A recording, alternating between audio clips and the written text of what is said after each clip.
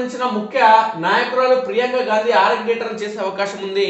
ఇక లోక్సభకు ప్రియాంక గాంధీ వెళ్లేందుకు అవకాశం ఉంటే ఇక రాజ్యసభకి ఏమో సోనియా గాంధీకి వెళ్తుంది. సోనియా గాంధీ రాయబరేలీ నియోజకవర్గం నుంచి ఆమె పార్లమెంట్ స్థానం నుంచి ఆమె లోక్సభకు ఎంపిక కావడం జరిగింది పలు దఫాలుగా.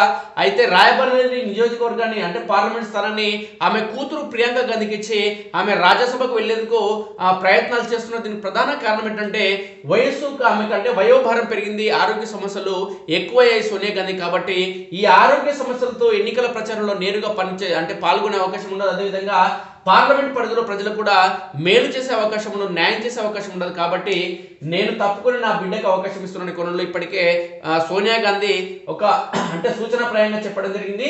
ప్రియాంక గాంధీ తన తల్లి పార్లమెంట్ స్థానం నుంచి పోటీ చేసేందుకు సంసిద్ధం కావడం జరుగుతుంది. అంటే ప్రియాంక గాంధీ ఇప్పటివరకు ఎప్పుడు కూడా ఎన్నికల్లో నేరుగా పాలు పంచుకోలేదు. ఇప్పుడు వచ్చే ఎన్నికల్లో ఖచ్చితంగా పాలు పంచుకునే అవకాశం ఉంది ప్రియాంక గాంధీ నేరుగా ప్రజాప్రతినిధిగా. ఎందుకంటే ఇప్పటివరకు పార్టీ ఏవైతే పదవులు ఉన్నాయో ఆ పదవుల్లో కొనసాగడం జరిగింది. దేశవ్యాప్తంగా ఏ రాష్ట్రంలో ఎన్నికలు నిర్వహించిన క్రియాశీలక పాత్ర పోషిస్తూ గతంలో ఇందిరాగాంధీ హావభావాలతో ఇందిరాగాంధీ మాదిరిగానే కనిపిస్తున్నటువంటి ప్రియాంక గాంధీ ఆమె కట్టింగ్ కావచ్చు, ఆమె బట్టలు వేసుకునే విధానం కావచ్చు, మొత్తం ఈమె వాళ్ళ నాయనమ్మలాగా కనిపిస్తున్న క్రమంలోనే మొత్తానికి ప్రియాంక గాంధీని ఇందిరాగాంధీ రూపంలో ప్రియాంక గాంధీని చూసుకుంటున్నారు. కాబట్టి కాంగ్రెస్ పార్టీ కార్యకర్తలు ఈమె వచ్చే ఎన్నికల్లో నేరుగా ఎన్నికల బరిలో నిలిచి ఎన్నికల ప్రచారం కొనసాగిస్తే కాంగ్రెస్ పార్టీకి మరింత మేలు జరుగుతుందనే కోణంలో కాంగ్రెస్ పార్టీకి సంబంధించిన నాయకులందరూ కూడా ఆశాభావం వ్యక్తం చేయడం జరుగుతుంది. ఇది ఈ అంశానికి సంబంధించిన వార్త ఒకసారి చూస్తే లోక్సభకు ప్రియాంక ఆరంగేట్రం చేసిన parliamentary party CPC Congress parliamentary party CPP chairperson Sonia Gandhi తన పార్లమెంటరీ కెరీర్ సిల్వర్ జూబ్లీని జరుపుకుంటున్నారు. రాయబరేలీలో ప్రియాంక పోటీ చేసేందుకు మార్గం సుగమం చేస్తూ సోనియా గాంధీ రాజ్యసభకు వెళ్తున్నారు. ఆమె ఈ సంవత్సరం తన పార్లమెంటరీ కెరీర్ లో సిల్వర్ జూబ్లీ అంటే 1999 నుంచి 2024 వరకు Lok Sabha house of the people లో జరుపుకుంటున్న సందర్భంగా Congress parliamentary party chairperson Sonia Gandhi ఎన్నికల పోరాటానికి దూరంగా ఉన్నారు. లోక్సభ కాకుండా రాజ్యసభ కంటే పెద్దల సభకు వెళ్లాలని సోనియా గాంధీ నిర్ణయించుకున్నారు. ఫిబ్రవరి 14న రాజస్థాన్ అసెంబ్లీలో ఆమె తన నామినేషన్ పత్రాలు దాఖలు చేయడం జరిగింది. రాయబరేలీ నుంచి పార్లమెంట్ ఎన్నికల్లో ప్రియాంక గాంధీ లోక్సభకు పోటీ చేసేందుకు వ్యూహాత్మకంగా సోనియా గాంధీ రాజ్యసభకు పోటీ చేసినట్టు తెలుస్తుంది. దీంతో ప్రియాంక గాంధీ పార్లమెంటరీ ఆరంగేట్రానికి రంగం సిద్ధమైంది. 2024లో కేంద్రంలో తిరిగి అధికారంలో రావడానికి కీలకమైన ఉత్తరప్రదేశ్ లో పార్టీ పునరుజ్జీవనంపై కాంగ్రెస్ ఆశలు పెట్టుకుంది. అమేథీలో రాహుల్ గాంధీ, రాయబరేలీలో ప్రియాంక గాంధీ పార్టీ తరపున ఎన్నికల బరిలో నిలుచుంటారని ఉత్తరప్రదేశ్ లో పెద్ద ఎత్తున ప్రజల మద్దతు కూడగట్టుకోవాలని కాంగ్రెస్ భావిస్తుంది. యూపీ రాష్ట్ర ప్రజలతో మమేకం కావాలని కాంగ్రెస్ పార్టీ భావిస్తుంది. మెదక్ ఎంపీగా ఇందిరాగాంధీ పండిట్ జవహర్ లాల్ నెహ్రూ మే 27, 1964 మరణించిన తర్వాత ప్రధానమంత్రి లాల్ బహదూర్ శాస్త్రి విజయం సాధించారు. ఇందిరాగాంధీ తన ప్రభుత్వంలో చేరాలని శాస్త్రి కోరుకున్నారు. ఈ క్రమంలో ఇందిరాగాంధీ రాజ్యసభకు ఎన్నికయ్యారు. ఆమె కేంద్ర సమాచార ప్రసార మంత్రిగా శాస్త్రి ప్రభుత్వంలో చేరారు. జనవరి 11, 1966లో జరిగిన తాష్కెంట్ ఒప్పందం తర్వాత ప్రధానమంత్రి లాల్ బహదూర్ శాస్త్రి విషాద మరణం అనంతరం ఇందిరాగాంధీ ప్రధానమంత్రిగా విజయం సాధించారు. 1967లో జరిగిన సార్వత్రిక ఎన్నికల్లో ఇందిరాగాంధీ తన భర్త ఫిరోజ్ గాంధీ ఎంపీగా ఎన్నికైన రాయబరేలీలో మొదటిసారి ఎన్నికల బరిలో నిలిచారు. 1950 నుంచి 52 మధ్య తాత్కాలిక పార్లమెంటు సభ్యుడిగా ఉన్న ఫిరోజ్ గాంధీ 52లో రాయబరేలీ నుంచి మొదటి సార్వత్రిక ఎన్నికల్లో పోటీ చేసి గెలుపొందారు. ఆయన 1957లో రెండవ సార్వత్రిక ఎన్నికల్లో గెలిచారు, కానీ 1960లో మరణించాడు. 7 ఏళ్ల తర్వాత అతని భార్య ఇందిరాగాంధీ తన మొదటి లోక్సభ ఎన్నికల్లో రాయబరేలీ నుంచి పోటీ చేసింది. 1967, 1971లో ఇందిరాగాంధీ రాయబరేలీ నుంచి గెలిచారు. అయితే 1977లో ఆమె రాయబరేలీలో రాజ్ నారాయణ్ చేతిలో ఓడిపోవడం జరిగింది. 1980లో జరిగిన సార్వత్రిక ఎన్నికల్లో ఇందిరాగాంధీ ఉత్తరప్రదేశ్లోని రాయబరేలీతో పాటు పూర్వ ఉమ్మడి ఆంధ్రప్రదేశ్లోని మెదక్, ఇప్పుడు తెలంగాణ ప్రాంతం రెండు స్థానాల నుంచి పోటీ చేశారు. 2 స్థానాల నుంచి ఎన్నికైన ఆమె రాయబరేలీకి రాజీనామా చేసి మెదక్ను నిలబెట్టుకున్నారు. ఇందిరా అడుగుజాడలో సోనియా గాంధీ తన అత్త ఇందిరాగాంధీ అడుగుజాడల్లో అనుసరించి ప్రియాంక గాంధీకి మార్గం సుగమం చేసే ముందు 2004 నుంచి 2024 అంటే 2 దశాబ్దాల పాటు రాయ్బరేలీకి ప్రాతినిధ్యం వహించారు. 2004లో రాహుల్ గాంధీ రాజకీయాల్లోకి ప్రవేశించినప్పుడు రాహుల్ ను అమేథీలో పోటీ చేసేందుకు సోనియా గాంధీ రాయ్బరేలీకి వెళ్లారు. 1991లో రాజీవ్ గాంధీ హత్య అనంతరం సోనియా గాంధీ కొంతకాలం రాజకీయాల్లోకి దూరంగా ఉన్నారు. అయితే సోనియా గాంధీ తనను కాంగ్రెస్ అధ్యక్షురాలిగా ఎన్నుకునే కాంగ్రెస్ వర్కింగ్ కమిటీ సిడబ్ల్యూసీ తీర్మానాన్ని తిరస్కరించిన చివరకు తన పదవిపై పునరాలోచించి రాజకీయాల్లోకి ప్రవేశించాల్సి వచ్చింది. మహాత్మా గాంధీ, పండిట్ జవహర్ లాల్ నెహ్రూ, ఇందిరాగాంధీ, రాజీవ్ గాంధీలనే రూపుదిద్దుకొని తర్వాత ఆ పతనం అంచున కాంగ్రెస్ ను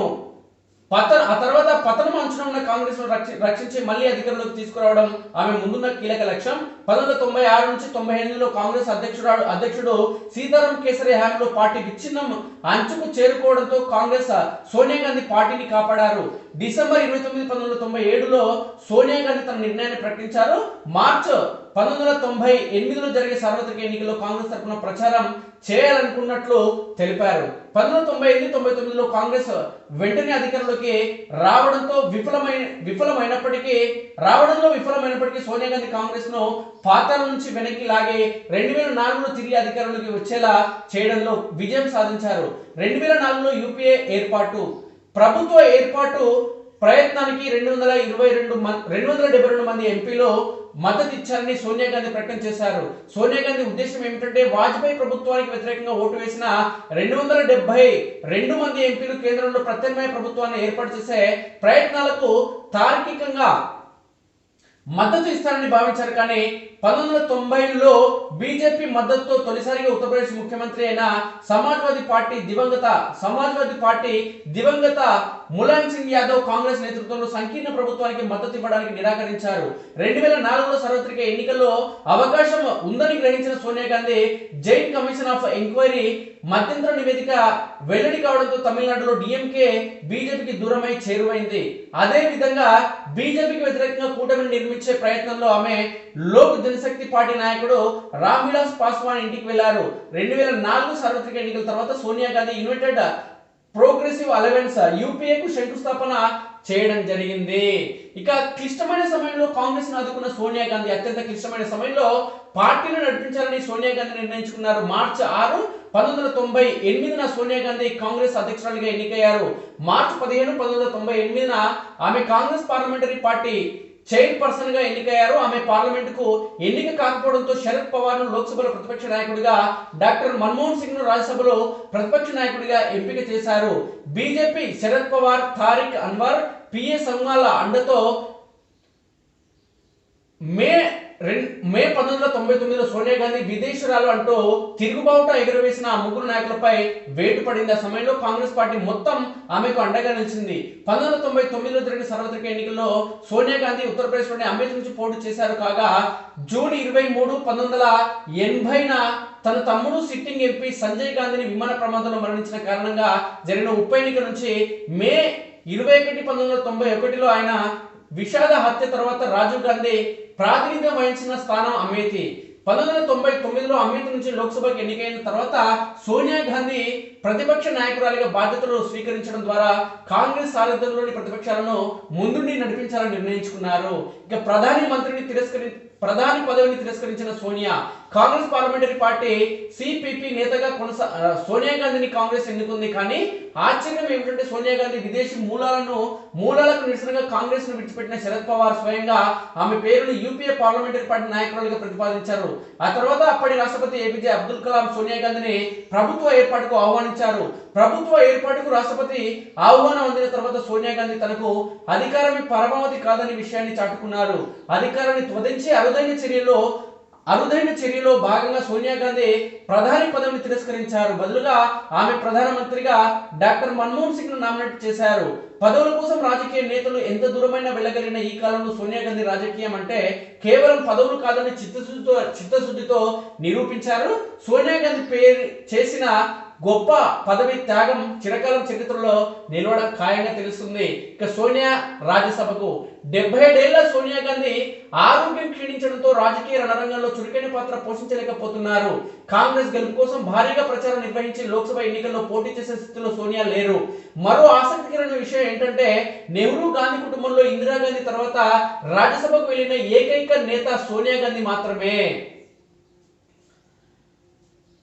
కాకపోతే నెహ్రూ గాంధీ కుటుంబ సభ్యులు లోక్సభకు మాత్రమే పోటీ చేశారు. అయితే ఇందిరాగాంధీ లోక్సభకు వెళ్లే ముందు 1964 నుంచి 67 మధ్య రాజ్యసభలో కొంతకాలం కొనసాగడం జరిగింది.